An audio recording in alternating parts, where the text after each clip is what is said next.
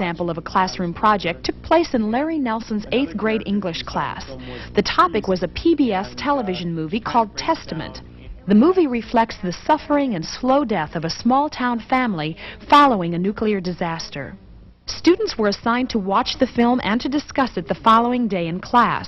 For Larry Nelson and other teachers, exercises like Testament help get kids beyond denial and into a realization that the nuclear threat is real. And discussion certainly helps young people deal with the emotions that come along with the knowledge. Hearing about it makes them anxious.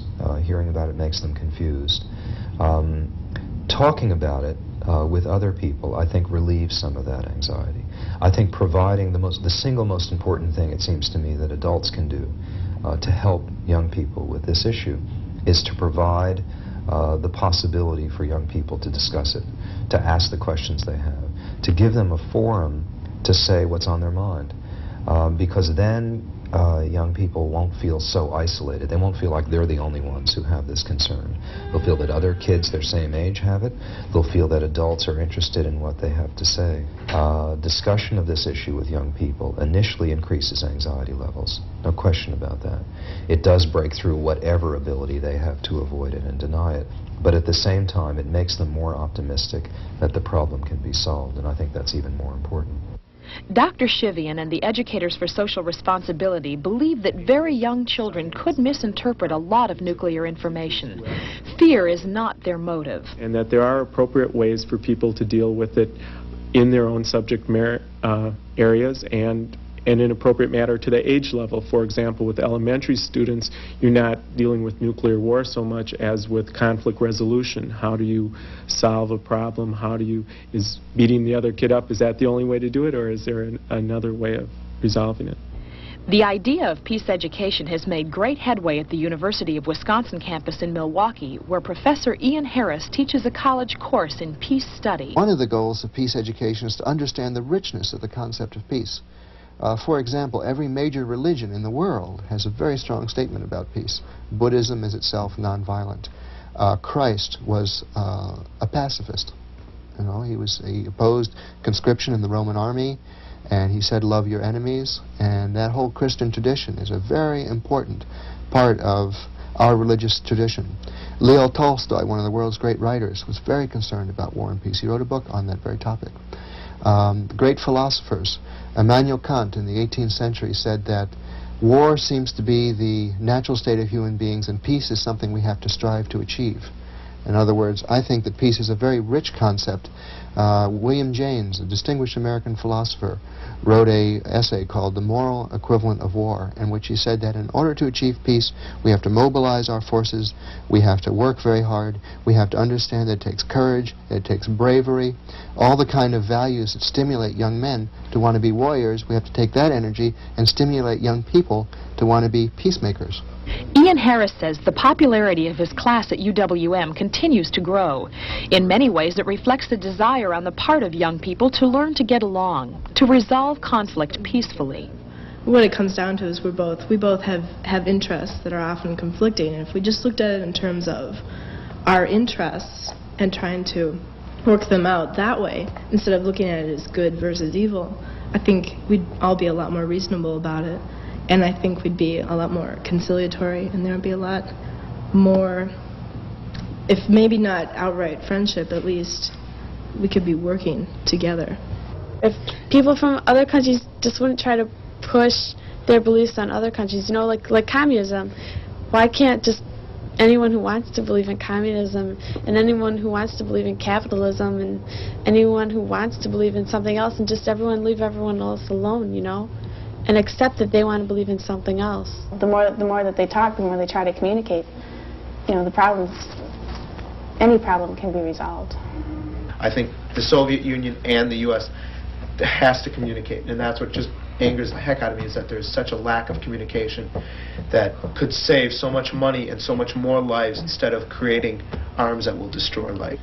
I'm just saying that maybe we shouldn't have those harsh feelings. Maybe we should start at a neutral point and talk to them, make an effort to talk to them, and from that, see how they respond. Don't think of something that they did in the past, because I'm sure we've done things in the past too.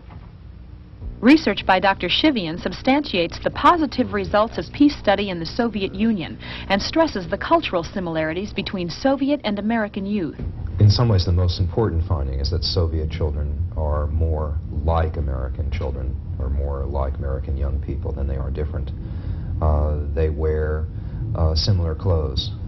We've shown slides of Soviet adolescents to high school students in the United States and ask them to tell what country these kids are from, and they can't tell.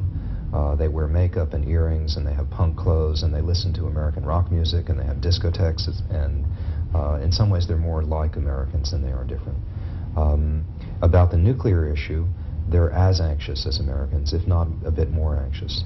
The reminders of the devastation of World War II are everywhere. So Soviet kids go from the World War II experience to what a nuclear war would be like, and knowing it would be much more devastating and much more destructive.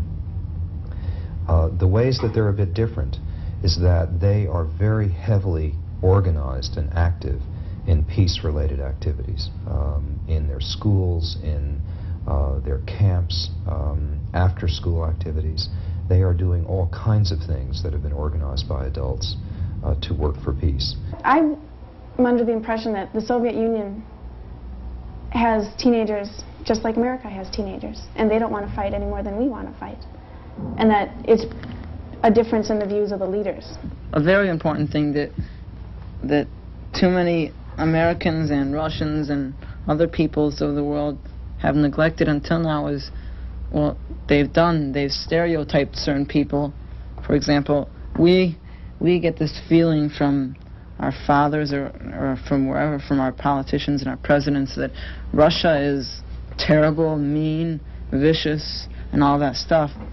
But I think if we began to have a little trust and we began to think a little bit more about the feelings and that, hey, Russians are people too, and that they're not as terrible as everyone thinks they are, and maybe we can come to an agreement. We think the way we do. I don't think each one of us decided, when we were born, if we could choose either way. We think American, they think Soviet. They're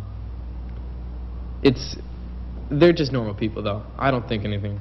If we met one person in the street, I don't think they would be screaming capitalist dog, and thinking about how horrible our ways were, or how horrible their ways were. The Soviet Union is often expansionist, and they are a dictatorship. They're a dictatorship, and they hold their people by a leash. The Iron Curtain is there. They build walls and hold their people back. Now, I'm not saying that we have freedom every time, and we don't try to press our interests through economics or military in other countries, but I do often perceive the Soviet Union as a country that is a dictatorship, and that does threaten sometimes. That doesn't mean that we should go ahead and ignore them, because diplomacy is not what you want to cut off. We should try to deal with them because they're there. They're people. I know it's not the Russian people that want to destroy the United States. So if a Soviet came over here, I wouldn't treat them any worse or anything. I think they're probably just as scared as we are about it. I'm sure they don't want it. I'm sure no one wants a nuclear war, because that would be the end of everything, and I'm sure people want to live.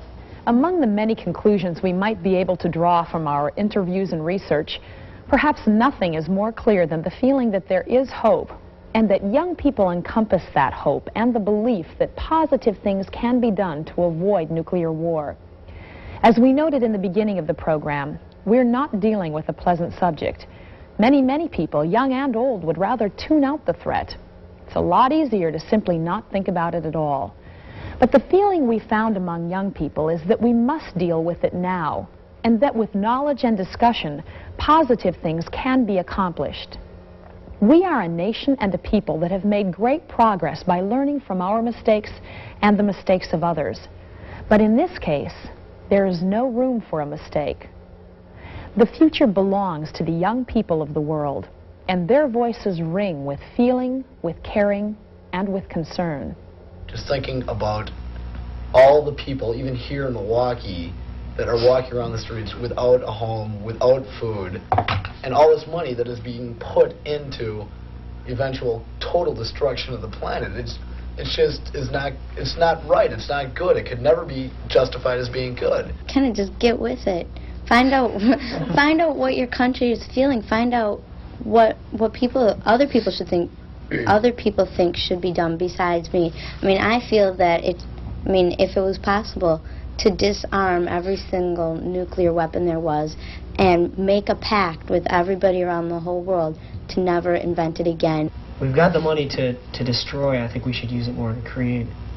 If we see that we're both human, you know, maybe we'll see that it'll be a better world if we just kind of stop worrying so much about our ideologies and more about the human beings as a whole. Relate to what the people say, to respond to people's views, like our views, and not only to make them known, but to get people to think about nuclear war, to say, hey, we have to stop this before it's too late.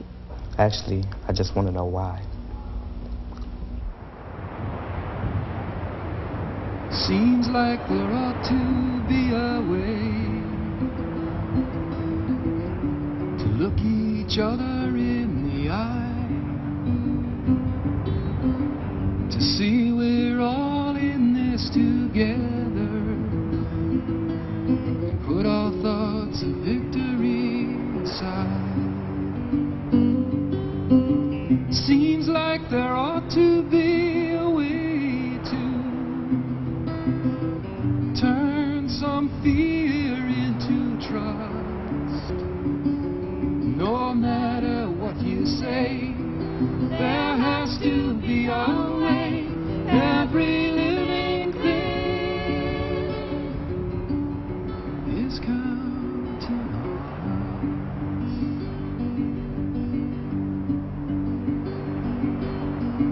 us. Seems like there ought to be a way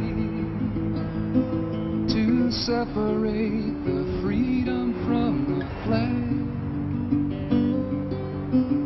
to see what's real in the illusion. Sometimes the beauty walks around in